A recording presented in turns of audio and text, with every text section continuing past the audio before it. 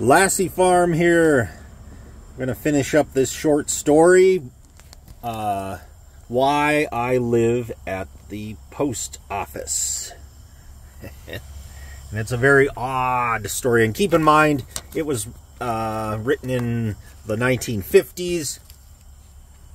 This book, anyways, is 1954, so there's some language here, but I'm not going to take that out because it's part of the story. So where we left off, well, I'll go back a little bit. Man, these pages are falling out. Look at this. Well, when you buy a used book, you take your chances. I asked you the instant I entered this house not to refer. Lens dirty or what? It's just the sun. Not to refer one more time to my adopted child, and you gave me your word of honor you would not, was all Stella Rondo would say, and started pulling out every one of her eyebrows with some cheap Crest tweezers. So I merely slammed the door behind me and went down and made some green tomato pickle. Somebody had to do it. Of course, Mama had turned both the niggers loose. She always said no earthly power could hold one anyway on the 4th of July, so she wouldn't even try. It turned out that J-Pan fell in the lake and came within a very narrow limit of drowning. So Mama trots in, lifts up the lid and says, not very good for your Uncle Rondo in his precarious condition, I must say, or poor little adopted Shirley T. Shame on you. That made me tired. I says, well, Stella Rondo had better thank her lucky stars. It was her, instead of me, came trotting in with that very peculiar-looking child.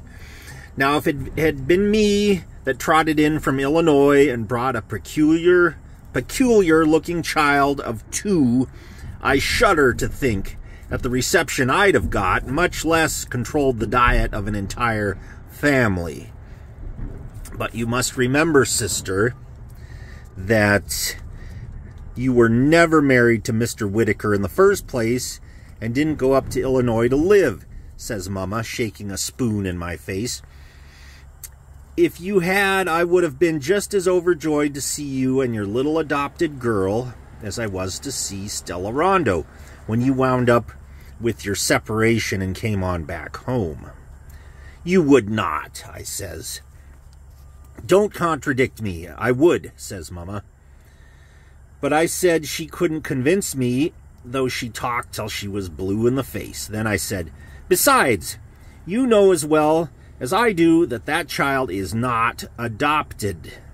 She most certainly is adopted, says Mama, stiff as a poker. I says, why, Mama, Stella Rondo had her just as sure as anything in this world, and just too stuck up to admit it.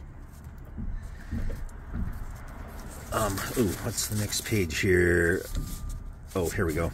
Why, sister, said Mama, here I thought we were going to have a pleasant 4th of July, and you start right out not believing a word your own baby sister tells you. Just like Cousin Annie Flo went to her grave denying the facts of life, I remind Mama. I told you if you ever mention Auntie Flo's name, I'd slap your face, says Mama, and slaps my face. All right, you wait and see, I says. Says Mama, I prefer to take my children's word for anything when it's humanly possible. You ought to see Mama. She weighs 200 pounds and has real tiny feet. Just then, something perfectly horrible occurred to me. Mama, I says, can that child talk? I simply had to whisper, Mama, I wonder if that child can be, you know, in any way.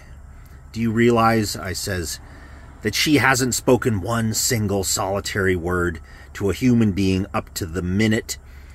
This is the way she looks, I says, and I looked like this. Well, Mama and I just stood there and stared at each other. It was horrible. I remember well that Joe Whitaker frequently drank like a fish, says Mama. I believe to my soul he drank chemicals. And without another word, she marches to the foot of the stairs and calls Stella Rondo. Stella Rondo! Oh, Stella Rondo! What? Says Stella Rondo from upstairs, not even the grace to get up off the bed. Can that child of yours talk? Asks Mama. Stella Rondo says, can she what? Talk, talk, says Mama. Burndy. So Stella Rondo yells back, who says she can't talk? Sister says so, says Mama. You didn't have to tell me. I know whose word of honor don't mean a thing in this house, says Stella Rondo. And in a minute, the loudest Yankee voice I ever heard in my life yells out, oh, I'm Popeye the Sailor Man. And then somebody jumps up and down in the upstairs hall. In another second, the house would have fallen down. Not only talks, she can tap dance, calls Stella Rondo, which is more than some people I won't name can do.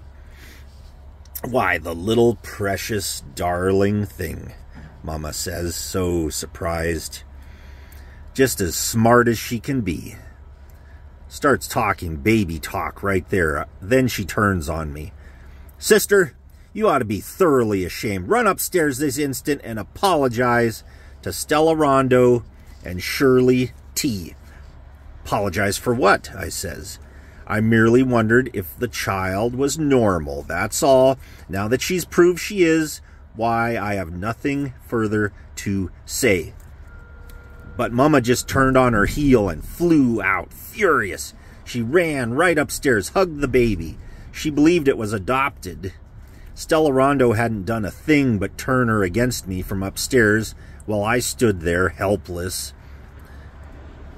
over the hot stove. So that made Mama, Papa Daddy, and the baby all on Stella Rondo's side. Boy. How many more pages of this? Shit. Oh, God. Oh, my God. Oh, well, there's a bunch. Maybe some of them will fall out in the meantime. Right?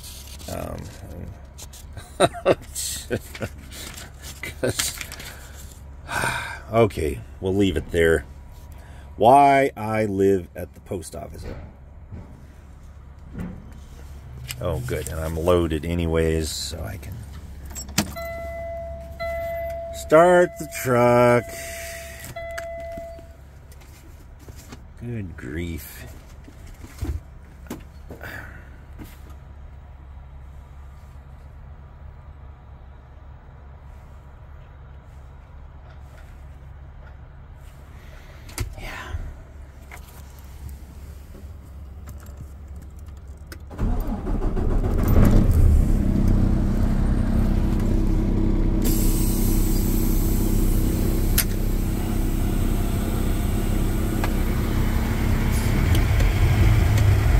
There's Terry.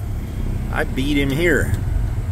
He must have stopped for South Central Minnesota fuel or something. Because we left about the same time, I thought.